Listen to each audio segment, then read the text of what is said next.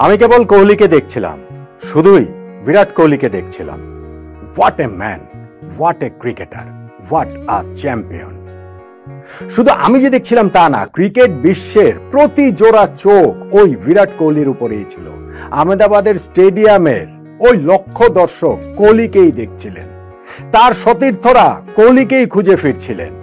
ক্যামেরাম্যানের লেন্সও ওই কোহলির দিকেই তাক করা ছিল। সেটা হবে না কেন?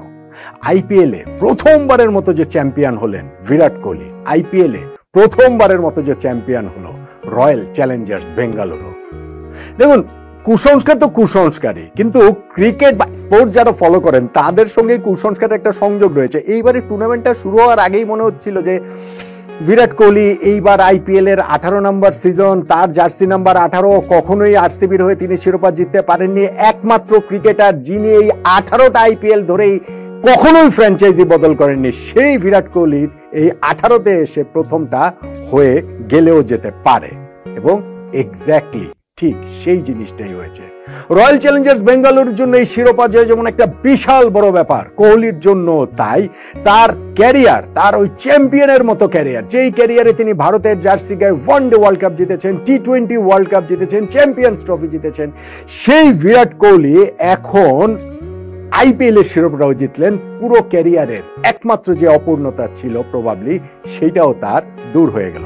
বিরাট কোহলিকে নিয়ে অনেক আলোচনা হবে নিশ্চিতভাবে, আমিও আরো আলোচনা করব, কিন্তু এই ভিডিওর শুরুটাও কোহলিকে দিয়ে না করা ছাড়া উপায় ছিল না। আমি আসলে মানে টার্নিং পয়েন্টে ভিডিওটা করব না কোহলিদের সেলিব্রেশন, স্পেশালি কোহলির সেলিব্রেশন দেখবো, সেটা আসলে বুঝতে পারছিলাম না, সেই জন্য কিছুটা দেরি ইনফ্যাক্ট হয়ে গেছে।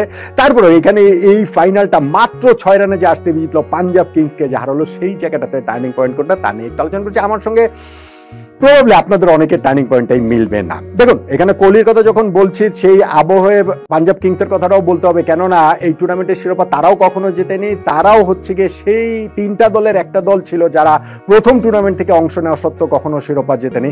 এখন তো রয়্যাল চ্যালেঞ্জার্স বেঙ্গালুরু তাকে মানে পাঞ্জাব কিংসকে দল ছুট করে চলেই গেল। পাঞ্জাব কিংসের এখন সঙ্গী কেবলমাত্র দিল্লি ক্যাপিটালস। এই দুইটা ফ্র্যাঞ্চাইজি প্রথম থেকে থাকা সত্ত্বেও এখন পর্যন্ত আইপিএল এর শিরোপাটা জিততে পারেন। এবং সেইখানটাতে পাঞ্জাব কিংসের মালিক যিনি, আংশিক মালিকানা যার রয়েছে, সেই প্রীতি জিন্তা বলিউডের নায়িকা, তার জন্য আসলে মন খারাপ হওয়াটা খুবই স্বাভাবিক। টিমের জন্য তার যেই আসলে প্যাশন, সেইটাও খুবই অ্যাডমায়ার করার মতো। Then again, Kohli is Kohli, king Kohli is king Kohli. তিনি এই জায়গাটাতে শিরোপাটা যে জিতেছেন সেইটা অবশ্যই তিনি ডিজার্ভ করেন। এবং আমি বলছিলাম যে আসলে তাকে কিভাবে আসলে স্পট করা হচ্ছিল, ক্যামেরাম্যান কিভাবে খুঁজছিল, সেই আলোচনা আমি অন্য একটা ভিডিওতে নিশ্চিতভাবে করবো। এখানে টার্নিং পয়েন্টের আলোচনাটা করি। এই ম্যাচটা রয়্যাল চ্যালেঞ্জার্স বেঙ্গালুরু হেরে যেতে পারতো, হেরে যেতেই পারতো। এবং যদি তারা হেরে যেত, সেখানে বিরাট কোহলি অন্যতম ভিলেন হিসাবে থাকতে পারতেন, কোহলির নামটা আসতে পারতো। কেননা বেঙ্গালুরু আগে ব্যাটিং করে তারা 190 রান করেছে, যেটা এই উইকেটে পার স্কোরের চেয়ে অন্তত পক্ষে 20-30 রান কম। ম্যাথু হেডেন বলছিলেন 30 রান কম। টসের সময় ওইখানটাতে আমি দেখছিলাম কে মাইকেল ক্লার্ক মধ্যে, তিনি বলছিলেন যে 200 কম যে কোনো কিছুই এই উইকেটে খুবই সহজে চেজেবল। এই উইকেটে এইবার আর আইপিএল এর অন্যান্য খেলাগুলোতেও দেখেছি আমরা অনায়াসে 200 রান হচ্ছে। পাঞ্জাব কিংস টসে জিতে আরসিবিকে আগে ব্যাটিং এ পাঠিয়েছে এবং আরসিবির স্কোরটাকে তারা 190 এর মধ্যে রাখতে পেরেছে। এবং সেই জায়গাটাতে বিরাট কোহলির ব্যাটিংটাকে কাট করে দাঁড় করানোর যথেষ্ট সুযোগ ছিল। কেননা তিনি যখন 15 নম্বর ওভারে আউট হন, তখন তার নামের পাশে মাত্র 43 রান 35টা বল খেলে তিনি করেছেন। ফলে তার এই যে তুলনামূলক স্লো ব্যাটিংটা, সেইটা কি দলকে কস্ট করে কিনা, এরকম একটা শঙ্কার জায়গা ছিল। ইনিংসের শুরুতে ফিল সল্টের উইকেটটা তারা হারিয়েছে, সেইটা তাদের জন্য একটা নিঃসন্দেহে ব্লো ছিল। কিন্তু তারপরে এই জায়গায় যে মানে 3, 4, 5, 6 ওই জায়গাগুলোতে তাদের ওই যেসব ব্যাটসম্যান এসেছেন, রজত পাতিদার, আগারওয়াল, তারা হচ্ছে কি ওইখানটাতে স্কোর করেছেন 20 রান, মানে 24-25-26 রান করেছেন জিতেশ শর্মা, লিয়াম লিভিংস্টোন। কিন্তু কেউ আসলে ইনিংসটাকে আসলে ওই রকম বড় পর্যায়ে নিয়ে যেতে পারেনি, স্কোরটাকে 220-30 দিকে তারা নিয়ে যেতে পারেনি। বরং লাস্ট ওভারে তারা 4টা উইকেট হারিয়ে ফেলেছে। বরং কোহলির আউট হওয়ার পরেই ওই জায়গাটাতে একটুখানি জিতেশ শর্মা, লিয়াম লিভিংস্টোন কিছুটা আর কি থ্রেট করছিলেন স্কোরটাকে 200+ দিকে নিয়ে যাওয়ার। ফলে কোহলির ওই ব্যাটিংটাকে এই জায়গায় প্রশ্মিত হতে পারতো যদি দলটা হেরে যেত। এবং এইটারও আসলে একটা সাজুজ্য আছে অন্য একটা জিনিসের সঙ্গে, সেটা আমি কোহলির ভিডিওতে আলাদা করে আলোচনা করব। কিন্তু ওই জায়গাটা থেকে রয়্যাল চ্যালেঞ্জার্স বেঙ্গালুরু যেভাবে কামব্যাক করেছে, যেভাবে শিরোপাটা জিতেছে, সেইটা আসলে ম্যাসিভ। সেটা ম্যাসিভ। দেখেন, এই বেঙ্গালুরু চিরকালই খুব ভালো দল গড়ে বেশিরভাগ সময়, এবং বেশিরভাগ সময় তাদের ব্যাটিংটাকে ফ্যান্টাস্টিক। সেটা বিরাট কোহলি তো আমি বললাম 18 সিজন ধরে আছেন, তার সঙ্গে এবি ডিভিলিয়ার্স আজকেও ছিলেন, ডিভিলিয়ার্সের সঙ্গে কোহলি, সেই কোলাকুলিটা দেখেই আমি ইনফ্যাক্ট ভিডিওটা করতে দাঁড়িয়েছি। So AB de Villiers, Chris Gayle এবং কত বড় বড় নাম ছিল, কিন্তু বোলিংটা তাদের বরাবরই ভোগায়। এবং ফাইনালের এরকম মঞ্চে যখন তারা অন্তত 20-30 রান কম করেছে, সেই আরসিবি কে বোলার দিয়ে, বোলিং দিয়ে সেই দলটা আসলে জিতে গেল।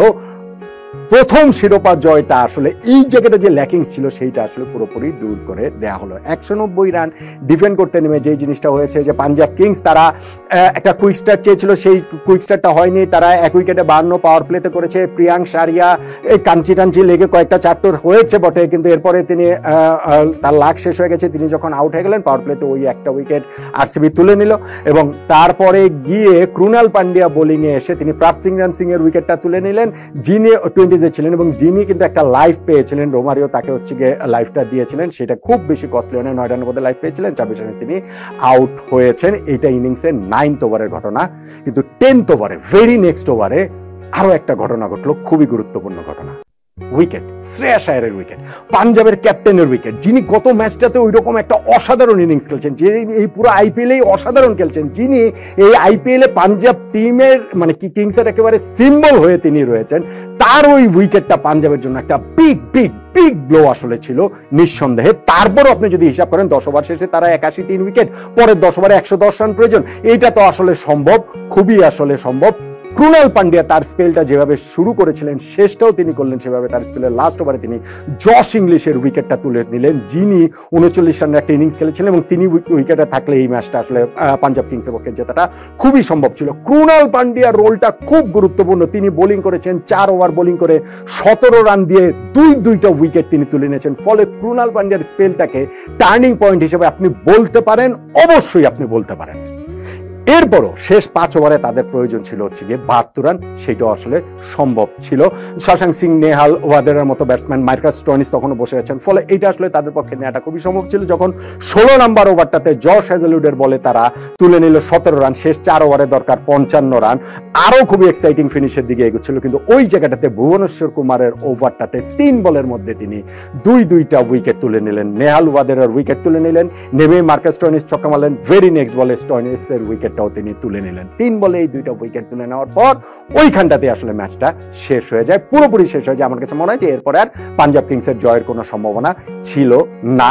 শশাঙ্ক সিং ছিলেন, শেষ পর্যন্ত ছিলেন, কিন্তু ধরেন ওই যে 3 ওভারে 45 লাগে, বা ধরেন 2 ওভারে বা লাস্ট ওভারে হচ্ছে গিয়ে 29 রান লাগে, এবং ওইখানটাতে প্রথম 2টা বলে যখন রান হলো না, একটা সিঙ্গেল তিনি ডিনাই করলেন এবং রান হলো না, শেষ 4 বলে গিয়ে তো আর 4-6 24 হলে হবে না, তখনই আরসিবির জয়টা নিশ্চিত হয়ে গিয়েছে, তখনই কোহলির সেই রিয়াকশনটা ছিল, তখনই পুরো আরসিবি টিমের সেই রিয়াকশন ছিল, তখনই ওই গ্যালারির সেই রিয়াকশন গুলো ছিল, সেগুলো নিয়ে আলাদা আলোচনা করবো। কিন্তু শেষ 4 বলে শশাঙ্ক সিং তিনি ছক্কা মেরেছেন, 4 মেরেছেন, ছক্কা মেরেছেন, ছক্কা মেরেছেন, তাতে করে জয় পরাজয়ের ব্যবধানটা মাত্র 6 রানের হয়েছে বটে, কিন্তু ওইটার আগেই নিশ্চিত হয়ে গিয়েছিল, ওই 4 বল আগেই নিশ্চিত হয়ে গিয়েছিল যে কোনো ওয়াইড নো